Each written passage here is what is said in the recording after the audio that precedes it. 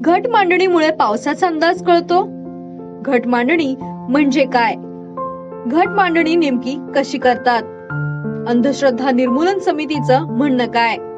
बुलढाणा जिल्ह्याच्या जळगाव जामोद तालुक्यात पूर्णा नदीकाठी भेंडवळ गाव वसलंय. या गावात प्राचीन घट मांडणी परंपरा जोपासली जाते, ज्यानुसार विविध अंदाज वर्तवले जातात. गेल्या 370 वर्षांपासून ही परंपरा जोपासली जाते. अक्षय तृतीयेच्या दिवशी ही परंपरा जोपासली जाते, ज्यानुसार दुसऱ्या दिवशीच हवामान आणि किती पाऊस पडणार याचा अंदाज वर्तवला जातो. घट मांडणीत वर्तवण्यात आलेल्या अंदाजावरून राज्यभरातील शेतकरी आपल्या वर्षभराच्या पीक पाण्याचं नियोजन करतात. त्यामुळे या घट मांडणीकडे संपूर्ण महाराष्ट्राचं लक्ष लागलेलं असतं. पाऊस, पीक परिस्थिती, हवामान, राजकीय, आर्थिक आणि सामाजिक परिस्थितीचा वेध घेणारी भेंडवळची घट मांडणी दरवर्षी अक्षय तृतीयेच्या मुहूर्तावर केली जाते. घट मांडणी नेमकी कशी करतात आधी हे पाहूयात. भेंडवळच्या घट मांडणीची परंपरेनुसार एक विशिष्ट पद्धत आहे. शेतात मध्यभागी खोल खड्डा करून त्या खड्ड्यामध्ये मातीचा घट मांडण्यात येतो.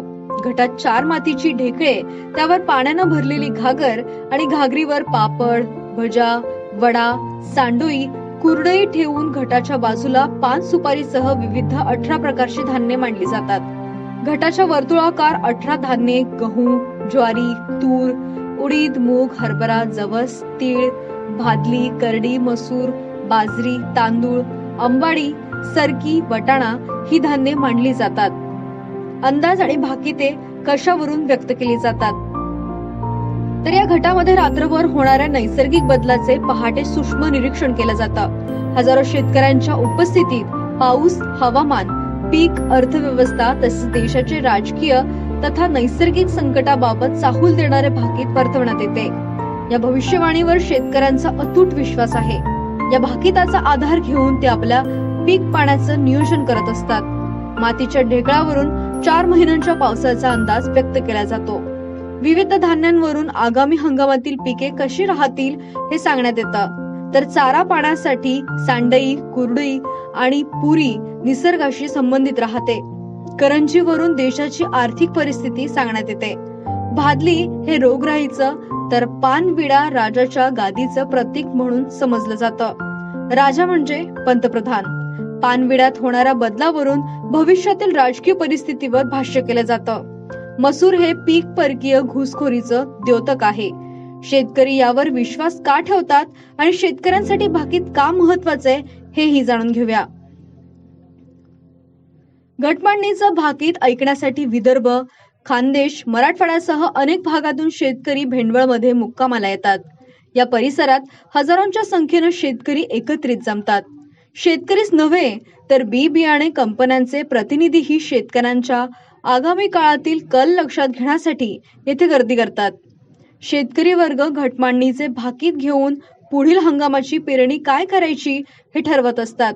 पावसाची माहिती आणि पीक परिस्थितीचा अंदाजही वर्तवण्यात येत असल्यानं निसर्गाच्या लहरीपणामुळे शेतकऱ्यांसाठी ही घटमांडणी आशेचा किरण बनली आहे.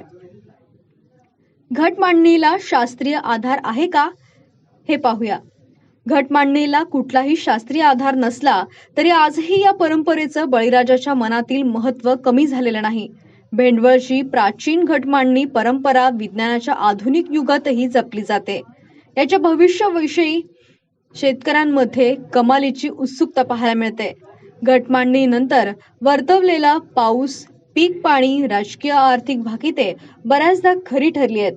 अंधश्रद्धा निर्मूलन समिती याला निव्वळ खोटं म्हणत असली तरी देखील शेतकऱ्यांचा भेंडवळ घटमांडणीवरती दृढ विश्वास कायम आहे.